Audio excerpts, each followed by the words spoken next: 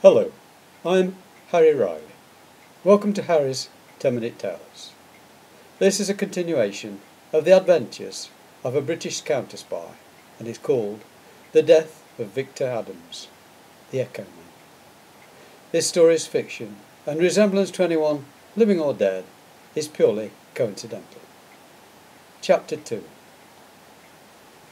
Man that is born of woman has but a short time to live. The vicar droned on as the two elderly parents of Professor Victor Adams, along with a few close friends, gathered at the graveside of their son, in the grounds of the little church of St Barnabas, adjacent to their own estate. After returning to England on a stretcher, Victor had appeared to recover from his sudden illness, and was recuperating at home, when a relapse occurred. His heart had always been weak, and gave out suddenly, as he was swimming in the lake. He was pronounced dead on arrival at hospital. His mother was devastated, and blamed the government for sending him on such a hazardous mission, knowing the fragile state of his health. He had been an only child, and was heir to the estate with a great future in front of him as a bright academic. Several days later, the Westland helicopter, carrying VIPs up to the Lake District, touched down on the smooth lawn of a mansion house, owned by Hamilton Rogers, Secretary of State. He was standing in the sunshine just outside the imposing front entrance to greet the visitors as they emerged from the aircraft. First down was Brigadier Badger Smythe, closely followed by Victor Adams, a younger man in blazer and flannels.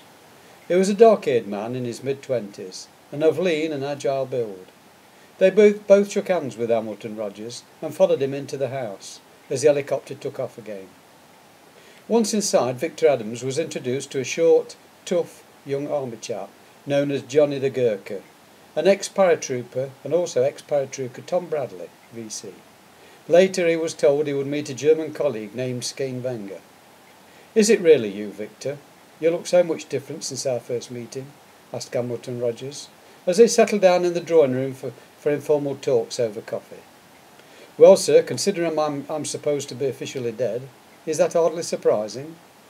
Hamilton gave a squeaky chuckle. He had a high-pitched voice for such a well-fleshed, stocky man. "No, well, I'm not quite sure what it is about you. Maybe it was those bottle bottoms that gave you a more fragile, myopic look, and your voice. I'm glad to see it still carries that strange echo. You know your code name is to be the Echo Man from now on, and that your new name is to be Vince Arnott. We have deliberately kept the same initials for you, and your own parents must never know of our deception, of course. To them, unfortunately, you are dead and buried." Vince showed that he accepted the harsh conditions imposed by his new role. Brigadier Badger Smythe, BBS to his men, smiled thinly and explained that over the next 3 months Tom Bradley and Johnny the Gurkha were to take Vince on an extensive outdoor training course involving physical training, knife fighting and unarmed combat. He would be given all the skills to equip him as a counter-spy. And in addition, the German Skane Wenger was to teach him some highly illegal and unethical ways to extract information from reluctant captives.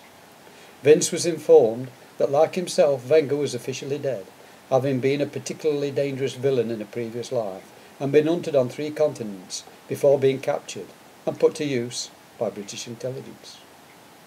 Tom Bradley turned up his nose at this, for he clearly had no liking for the German. Hamilton Rogers noticed this and dryly remarked, "You don't have to like him, just observe his methods and hope you never have to employ them." Several months later, Vince Arnott was learning a lot more about himself since that fateful day, when he had knelt on the ground in a foreign land after the Teutonian bomb blast, and had strangely absorbed the death dust of so many vaporized souls. He now had 20/20 vision and crystal clear hearing. He found he could understand and faultlessly speak several languages. He could swim like a fish, and felt fitter than ever before, with no signs of the heart defect that had previously plagued his life.